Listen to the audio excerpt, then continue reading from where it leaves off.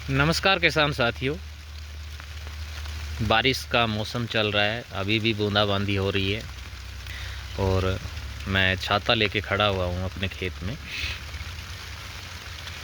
ये आप मल्चिंग में जो फसल देख पा रहे हैं, ये करेले की फसल है। मैं हर साल बारिश के सीज़न में करेले डालता हूँ और ये कम्प्लीटली ऑर्गेनिक तरीके से करेले की फसल करता हूँ। वैसे भी ये खेत, इसमें मैं कोई रसायन यूज नहीं करता हूँ। ये सारा ऑर्गेनिक तरीके से खेत तैयार किया हुआ है। जैसे आप ये देख पा रहे हैं, ये वर्मी कंपोस्ट है, बिना छना हुआ, क्योंकि अगर सेल आउट करना है तो छानना पड़ता है। बाकी अपने खेतों में तो हम बिना छना हुआ ही यूज करते हैं।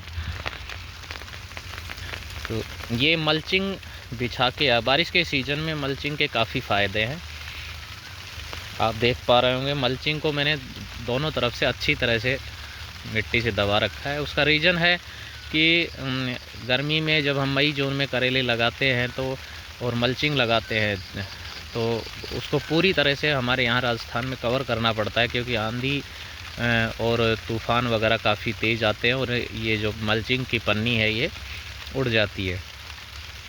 और सर्दियों में अगर मल्चिंग लगाते हैं तो कहीं कहीं इसमें टाँके मारने होते हैं, मिट्टी से रुक जाती है, क्योंकि उस टाइम हवा इतना, मतलब हवा का प्रेशर नहीं होता ज़्यादा।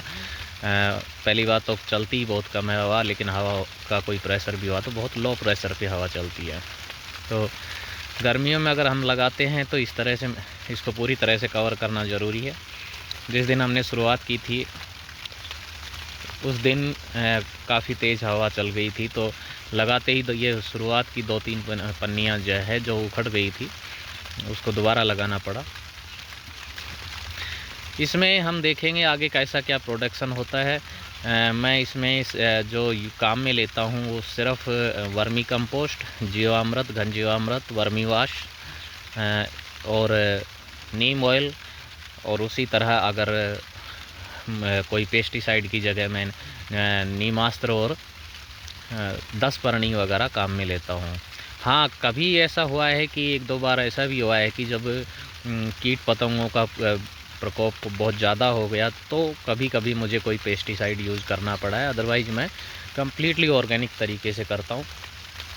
अभी इनकी बेल चलना स्टार्ट नहीं हुई है और जिस दिन लगाया उसी दिन काफ़ी तेज़ बारिश हो गई थी, तो कुछ पौधे इसमें से चले गए थे बीच बीच में। अब उनके जो बीच में चले गए पौधे, वहाँ पे मैंने दोबारा से ड्राइंग कर दी है। और आपको दिखाऊं कि मैंने एक होल छोड़ के दूसरे होल में इस तरह से करेले लगाए हुए हैं। ये देखिए, ये है एक होल खाली है, उसके बाद ये है, इस तरह से एक एक होल खाली रख के ये करेले लगाए हुए हैं। जो खाली होल है उसमें मैंने पालक का बीज डाल दिया है, क्योंकि बरसात के सीज़न में पालक का भी काफ़ी अच्छा भाव रहता है और बीज के उसमें छेद में पालक होता रहेगा। ड्रिप इसमें मैंने 2 लाइन डाली हुई है, एक मल्चिंग में छेद के दोनों तरफ एक एक ड्रिप डाली हुई है। और सारा जो भी जीवामृत, घन जीवामृत वगैरह है वो ड्रिप से ही चलता है। एडवेंचरी मेरी वहाँ ट्यूबवेल के पास लगी हुई है, उसी से चलता है। और कभी अगर कोई ऐसा लगता है कि फसल में कोई प्रॉब्लम है या और कुछ है, जैसे पत्तियों वगैरह की है, तो फिर स्प्रे कर देते हैं इसमें। तो इस तरह से ये करेले की मैंने पूरी खेती की हुई है।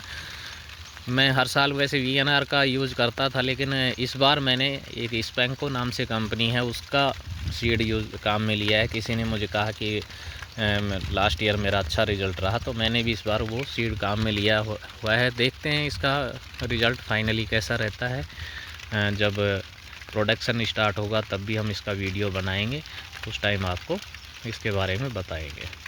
धन्यवाद दोस्तों, मिलते हैं नेक्स्ट वीडियो में।